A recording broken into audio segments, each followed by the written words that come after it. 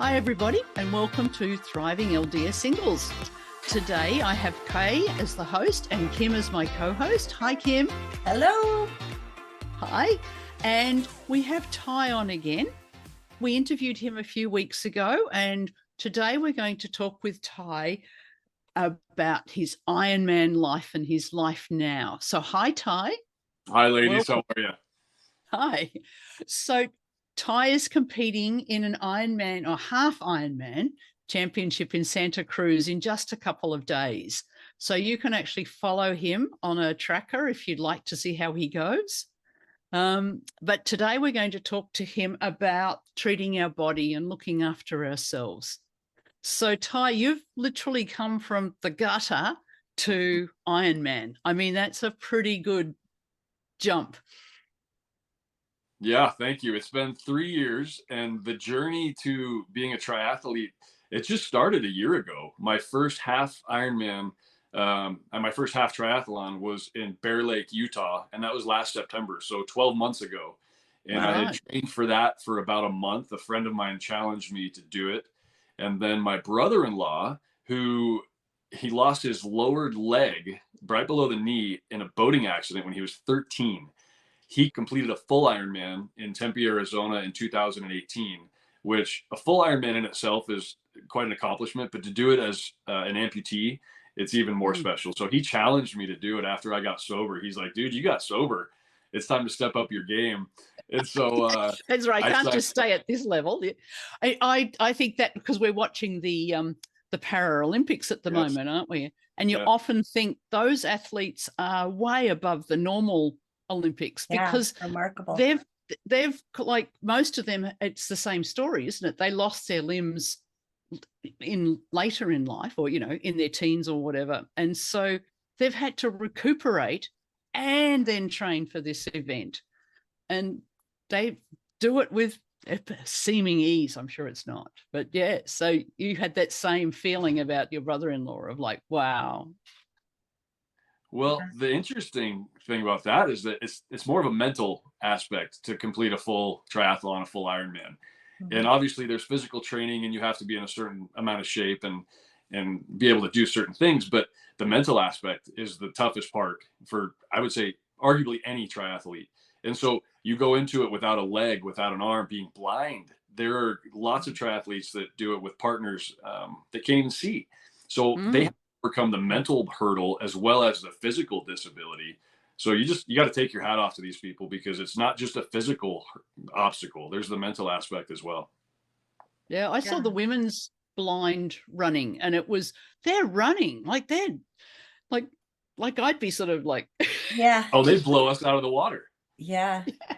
And most of the women had male, like that they were tethered to a male. And I presumed it was because they needed to have that level of speed. Yeah, because other women couldn't keep up. Other women couldn't keep up. Anyway, so let's talk about Ty and his story and about treating our body like a temple. Like how did you go from sort of treating it like a rubbish dump to treating it like a temple? Absolutely. Yeah. So like I was saying, I had my first half triathlon and I'd never even been on a road bike before that. So I just kind of jumped in because I thought it would be cool and I got hooked on it. I got addicted. And so 2 months later, I did a full Ironman in Tempe, Arizona. So that was last November. So roughly 10 months ago. And I trained pretty hard for that. And I did well. I'm going back down again in November. I'm going to do it again to see how much my training has, how far it's taken me. So I'm excited about that. But it took a level of discipline in both nutrition and physical training. You gotta get up every morning and do the things you don't want to do while everyone else is still laying comfortably in bed, running laps, running miles, or else you're on your bike or you're swimming. I have a lake next to my house, so I'm able to go do that. But it took a level of discipline that I never had before. And back in my drinking days, looking back now, I was just mediocre at best. And it's interesting because at the very end of my full Ironman, it was at like mile 23 of the run. So for those of you that don't know, a full Ironman, a full triathlon is you swim 2.4 miles and then you get out of the water and you immediately get on your bike and you bike 112 miles And then after that's done, you put on your running shoes and you run a full marathon, which is 26.2 miles. So it's an all-day event. And about mile 23 of my run, it was dark, and it was through a neighborhood in Arizona that it wasn't bad, but it was just dark and lonely. And I found myself chanting mediocre no more, because part of my mantra, part of what I'm trying to do in my life is I never want to be that guy again. I never want to be that rock bottom alcoholic that was just mediocre at best. So what got me through those last few miles of that, marathon was just chanting mediocre no more, mediocre no more. And so it stuck with me. That. I like to use that now in just basically every aspect. So treating my body like a temple. It's interesting because before, you're right, I didn't take care of it because I drank. My liver took a beating. How I didn't die before I almost died is beyond me. But looking at it from a religious lens, from something bigger than myself, it's free agency. And as a kid, you grow up in free agency. It's an opportunity to do bad things. I always saw it that way. Now, looking through a different lens, free agency is opportunities to do the best you can for yourself. So for me, I used my free agency to behave poorly, drank heavily, did things I'm not proud of. And through the atonement, I'm given a second chance to use that free agency to now better myself, treat my body like a temple. And it's kind of been joked around that I don't treat my body like a temple because of these races, these endurance, long distance. It's hard on your body. But the reality is I am. I eat well. I train well. I'm more active than I've ever been. So I'm just grateful that I've got the opportunity, the second chance to use my free agency to be the best version of myself I can. And luckily I got addicted to triathlon and Ironman because it keeps me going. That is awesome. I have a couple things. First of all, my first reaction was Bear Lake is cold. I was just there last weekend, paddleboarding and biking, and that's not a fun lake to be in. How was that? How do you manage the cold, or did it feel cold? So that was a fun one because it was it's a smaller town triathlon, and it's known to be a little bit rowdy. And so I got to say, the weather was beautiful. The water was warm. It was like I was in the Caribbean. That turquoise Bear Lake water, beautiful water, absolutely beautiful. But the funny thing was the swim pattern from the beach. It had a buoy really far away, and another buoy. So you swam in a diagonal or a diamond pattern. Yeah. And only a half. So we were only supposed to swim 1.2 miles. And we made that first turn around that first buoy, and we're swimming. And it's taking forever. Well, we get back to the beach and we come back to find out that the buoy wasn't anchored. So it was drifting, pushing it farther and farther away from the shore. So we're swimming, trying to get it. And we swam the full triathlon length, 2.4 miles almost. And what should have been just half. So the race director, he's yelling, he's like, get out of the water, come back, get on your bikes. So the weather was beautiful, the water was great, but the swim turned into just the Wild West. And that's what that race is going for. That's how my swim went at Bear Lake. That is awesome. And then the other thing I was going to mention is I did a sprint triathlon in Echo Lake in Utah. Okay. And I love open water swimming. I'm so jealous that you have a lake by you because it's so much more enjoyable than pool swimming. Pool swimming is very boring.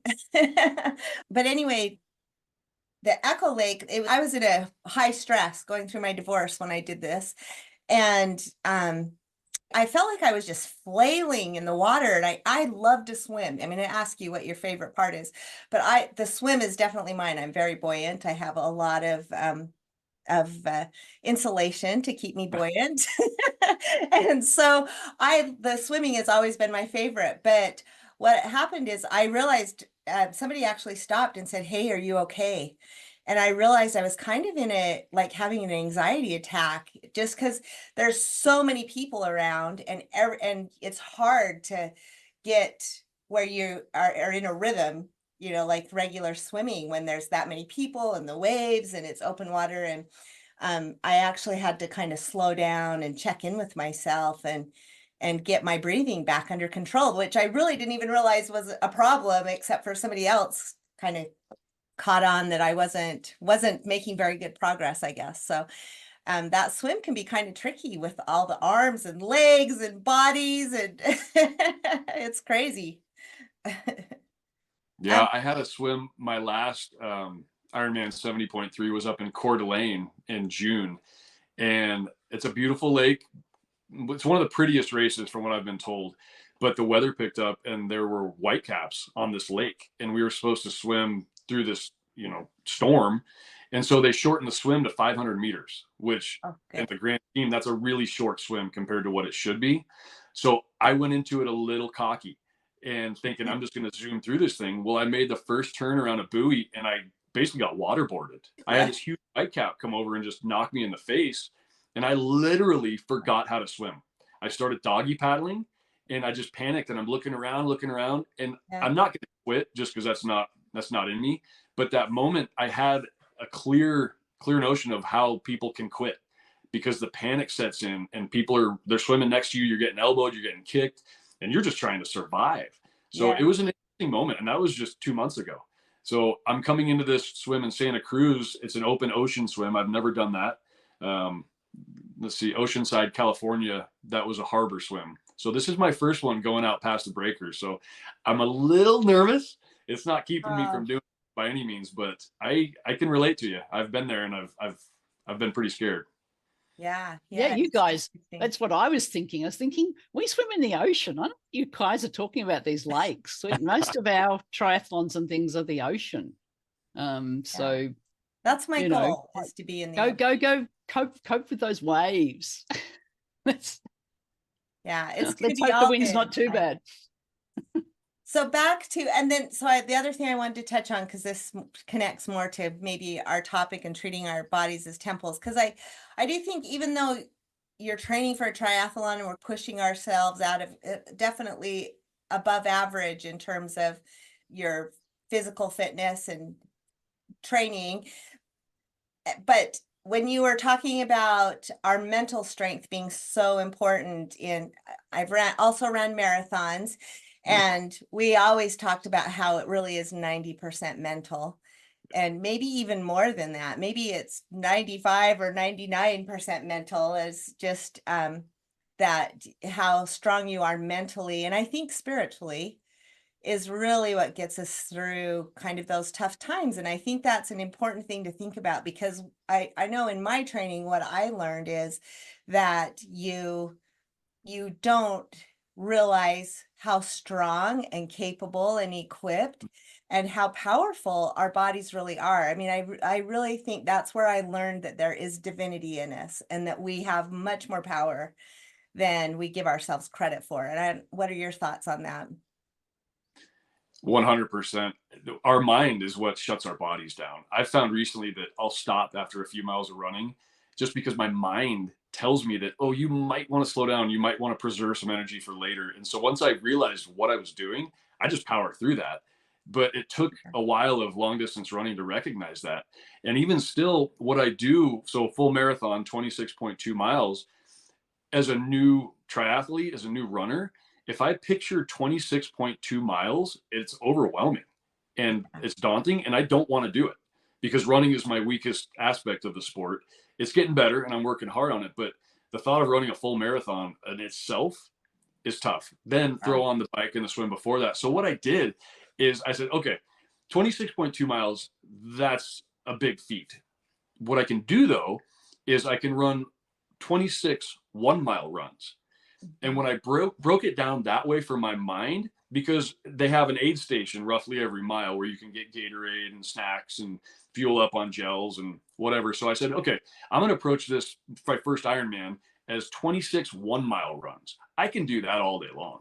And it doesn't matter how fast I go. I'm new to the sport. A mile is a mile, whether it's a 6-minute mile or a 10-minute mile. So I tried to just pace myself and do 1 mile at a time. I got to that aid station, took a swig of, water, Coke, Gatorade, whatever. And then I just ran another mile, and I did that 26 times. And there were times where my mind got the better of me. Like I said, mediocre no more. There were some other times where I started yelling in the shadows. It's interesting what your mind will do. But I kept honing back to, I'm going to do 26 1-mile runs. Anyone can do that if you're in relatively decent shape.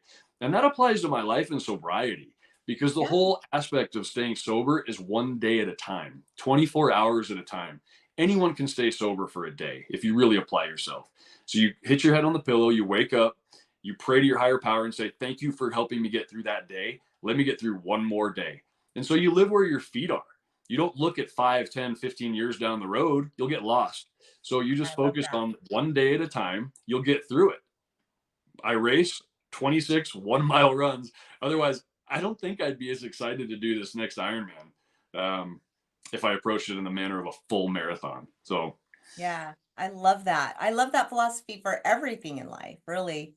Kay, it looks like you have something you want to add. Yeah, I was just going to, because you're talking in miles and the rest of the world doesn't talk miles. Oh. So I just thought I would interpret for people.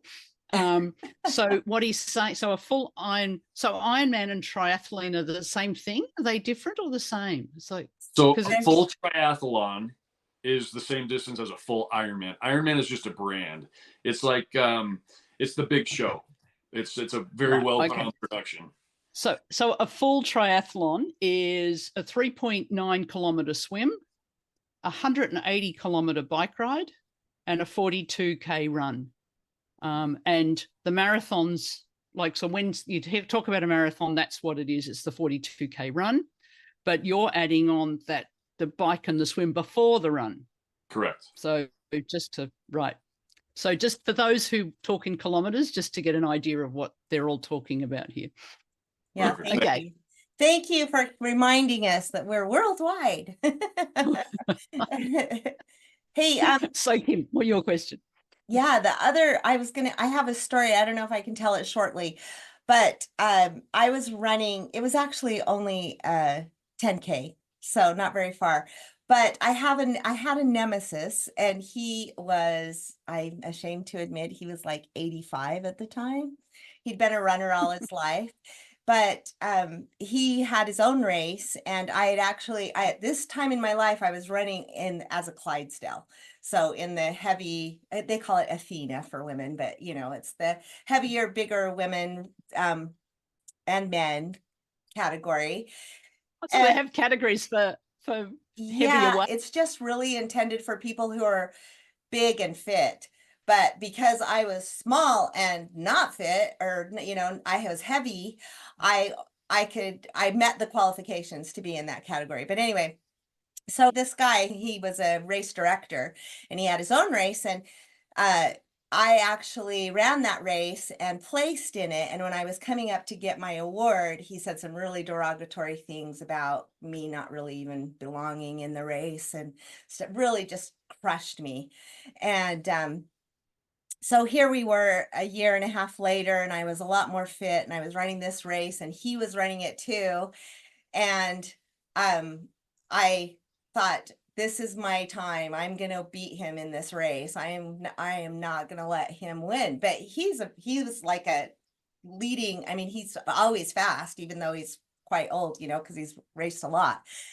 And I was still a newbie. So anyway, so the point of the story is, when I got to the halfway mark, he was just barely ahead of me. And my friend knew that he was my nemesis. My friend came up to me, and I said, I need to win this race. And so he helped pace me all the way back. And that's exactly what he did, Ty. He would say, okay, see that telephone pole? Race as hard as you can to the pole. And so we'd go to the pole, and he would just little by little, and then he'd let me, kind of get my breath again. And then he'd say, okay, see that? And we'd mark the next spot, and just little by little. And I actually didn't win, but I was elated because it was a PR for me. And I was super happy with my performance, even though he still beat me. I can't believe I'm actually saying that out loud, but anyway. Well, I'm glad you shared that story, because I also coach triathletes, beginner triathletes, and my clientele, oddly enough, has been beginner women, plus size women. And like I said, it's a mental aspect. The whole thing, anything in life, is getting over that mental hurdle. And so the majority of my clients have been plus size women that maybe at one point in their life were in shape. They had kids, they got married, divorced, whatever. They just want to find themselves again. And they've found it through triathlon. They just don't know where to start.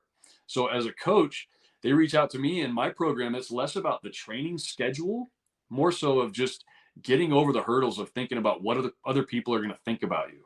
Yeah. Getting right, thinking people are going to be laughing, whatever.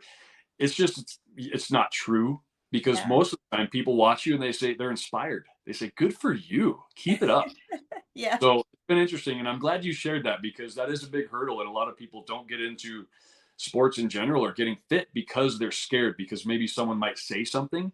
And it's a bummer you went through that, because that's not typical of the sport of triathlon. Most people are so encouraging and so supportive.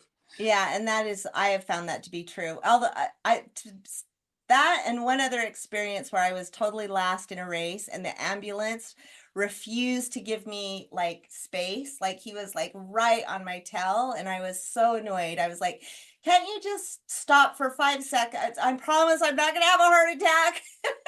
Just let me have, not smell your fumes and let me have my peace and quiet. But he was like, I don't know, he wasn't a very nice person, I guess, or he was very worried about my physical condition because he followed me the entire way. I was so mad at the end of the race.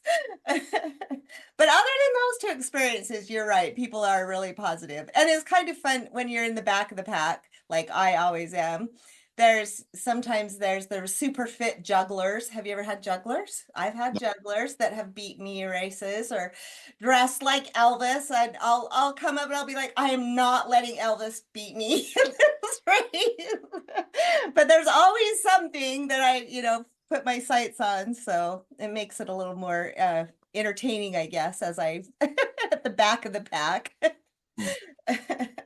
So the jugglers juggle all the way, do they? The 42 the whole Ks, they're juggling. entire way, yes. I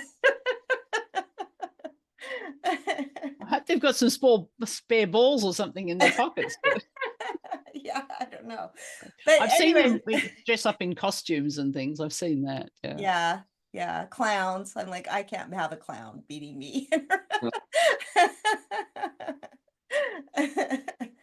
But anyway, back to our topic at hand. So, Ty, tell us a little bit more, because it's so demanding, your training, and what have you found? If you had to give tips on where people should focus, you said you coach the people like me.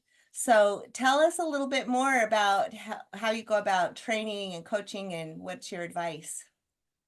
Sure. Yeah. So I'm 42. I have a business. I'm a single dad. I have my kids 7 days a week, 50% of the time. So 7 on, 7 off. And I have to be realistic that I'm not some 20-something kid that can train 4 hours a day. So my main thing is consistency. If I can only get a 30-minute run in the morning before I have to get the kids breakfast and off to school, that's all I can do. And I have to be gracious and accept the fact that that's my life. Maybe at night I'll get on my bike and I'll ride for 45 minutes. Great. That's all I can do. Get a 30-minute swim and an hour swim. On days where I don't have my kids, if I can get a 3-hour bike ride in, I take it. I just take what I can and accept the fact that I'm not a professional Ironman. I do what I can to stay fit, treat my body like a temple, and that's what I do. But as long as I'm consistent, it's if I take a week off, that's when I get in trouble, because then I start getting comfortable in inactivity, and your body loves that. Your mind wants you to be comfortable. It doesn't want you to push the limits and exercise. So don't take breaks.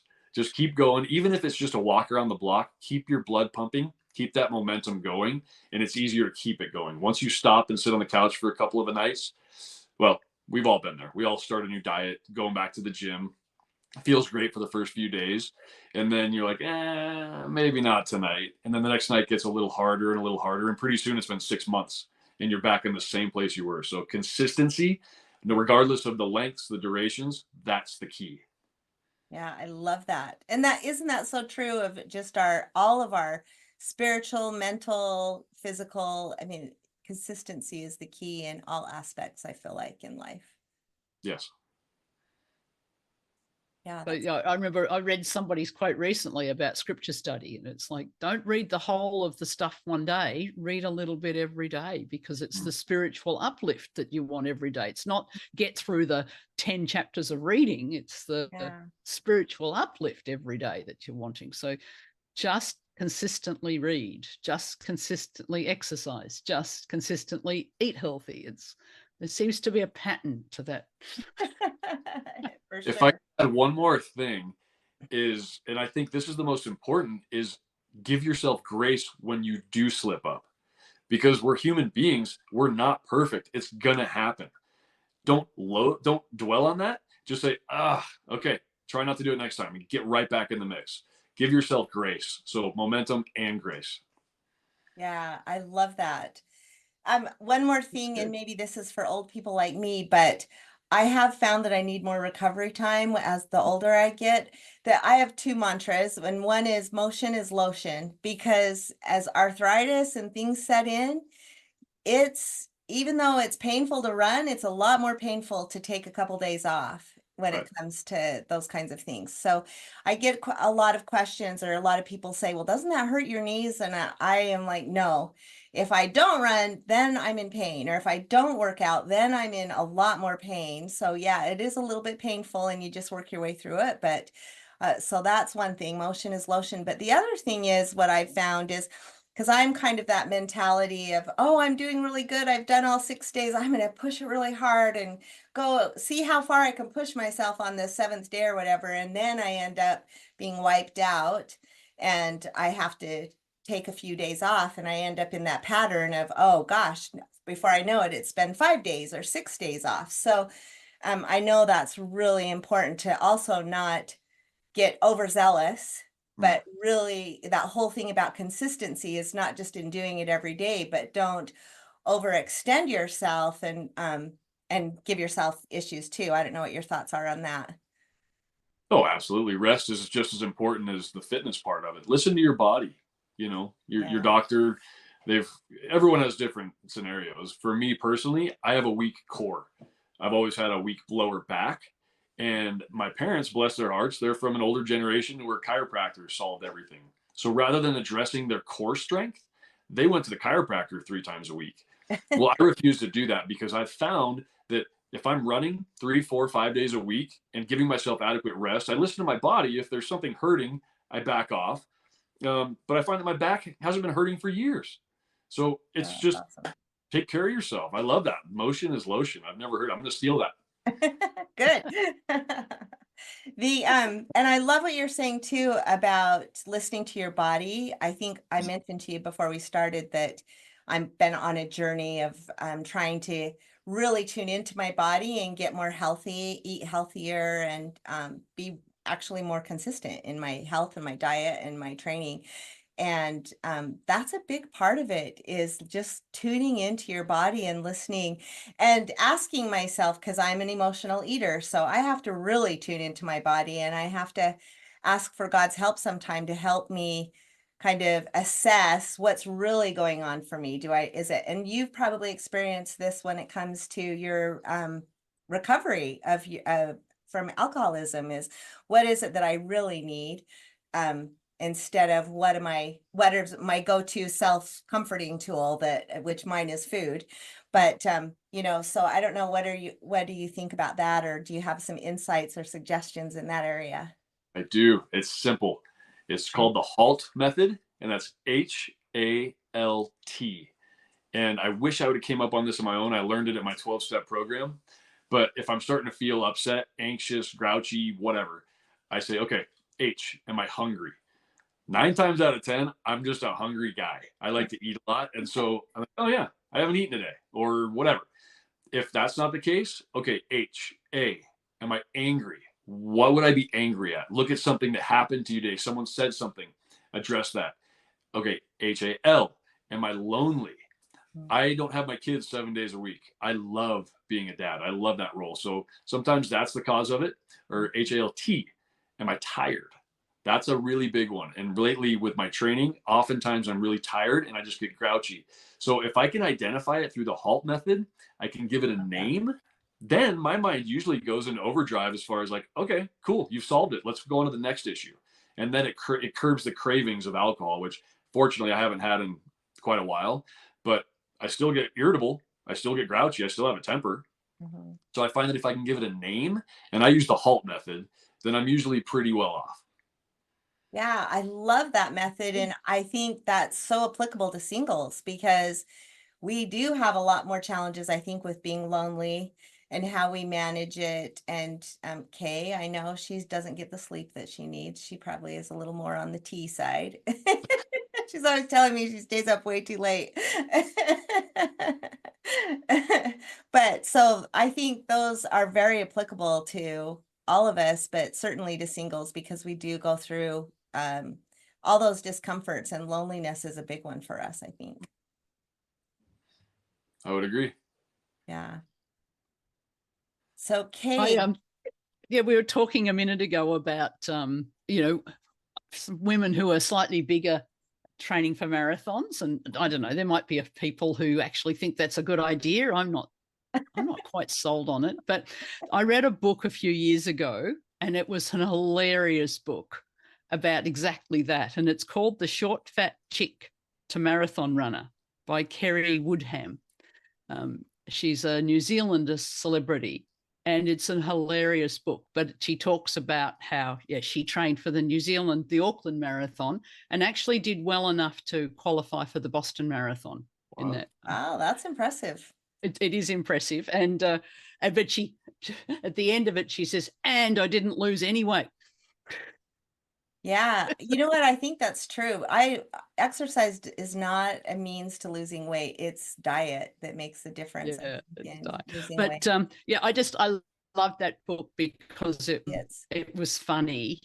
That was a really fun book about that. I was a personal trainer for many years. And I used to say that to people. Exercise is good for everything except weight loss. But it's good for your mind, your body, your emotions, as you're talking about the loneliness, the anger, all of those feelings, and all of the, the body stuff, the backaches, all of that, except weight loss, which is sad because that's what people sort of think. Go on, you've got something to say there, Ty. Well, I have. I found that with the clientele that I've been working with is with the triathlon, you have an end goal. You have the race, and you have to pay for it. And so it kind of gives you that extra incentive to continue what you start. Because oftentimes we start a diet, we start a new exercise plan, and it fizzles out because there's no end goal other than we want to look better. Yeah. Well, left to our own demise, we're not going to do it. We need help. That's why free agency, the atonement, all these things were given to us, that we need that finish line. We need something else. We've been given the tools to be better. But sign up for a race. Let that be your motive. Let that be your incentive, because now you got a couple $100 on the line. And then you've got friends and family that you told you're going to do it. And if you quit, then they're going to be like, oh, yeah, we knew she wouldn't do it. Whether that's true or not, who knows? But that's extra incentive. So that's why I think people are really enjoying getting into different sports, especially triathlon. I think that's so true. Go ahead, Kay. I gotta say, the running bit doesn't appeal to me, but mine is trekking. So going for long walks. And again, you still need to have that training, and you've still got, and the goal of, like you said, if you've paid for a trip to somewhere, you want to make sure you're fit enough to enjoy it. Yeah, that's a good point, to travel. So I have a term for that. I call it kedging, Kedging, which is about ships. It's a term. It's in the old days when a big ship was coming into shore. They couldn't row fast enough back when they didn't have motors. They couldn't row, and the tide was going against them. So what they would do is take a little boat out, put a couple men in it with the anchor, and they'd have that little boat row out. And then they would drop the anchor so that the others could then pull the boat into shore. And it's called kedging. And that's kind of what signing up for a race is, or doing, setting your sights on something that you commit to in advance like that makes you push yourself to get to that next goal or that next step. So yeah, I call signing up for a race or planning a trip, going on a cruise, whatever it is kind of the kedging technique to getting our goals, because it adds that little bit of extra motivation for sure. Yeah, and then in the hopes that you do continue that journey of nutrition or fitness, carry it past the race, because once you've got a taste for how it feels, then hopefully keep it going. Yeah. Well, I think that the message there is you better set the next goal. Exactly. You've got to set the next. Yeah. Yeah. So, Ty, I'm planning on cheering you on at the Tempe in November. So just so you know, a little extra pressure there. So is there anything else you'd like to add to this, Ty? So like in summing up. Yeah, I think most importantly, ladies, is just give yourself grace. We all want to be better. We all want to fit into that swimsuit, or we want to complete that goal. And that's wonderful. We have to set goals. We have to find that finish line. But most importantly is if you do stumble, and we will, just give yourself grace. Pick yourself back up and be like, okay, I stumbled, but I'm still going to reach that finish line. I'm still going to finish this race. I'm still going to get in that swimsuit. Expect failure. We are going to fail. Just expect it and move on from it. Don't beat yourself up and think that just because you failed once that you have to quit the entire race. You have to quit the entire goal. That's what a lot of people struggle with, is they have a little stumble and they're like, well, I couldn't do it anyway. That's the wrong mentality. We are going to stumble. It's pick yourself up and say, that was just an obstacle. I got over it, and now I'm going to keep going. And you'll fail again. But now you'll be better prepped. You'll be better versed because you overcame it once already. Give yourself grace. You're going to fail. It's what you do with that failure that's going to make the big difference. So that's my final takeaway.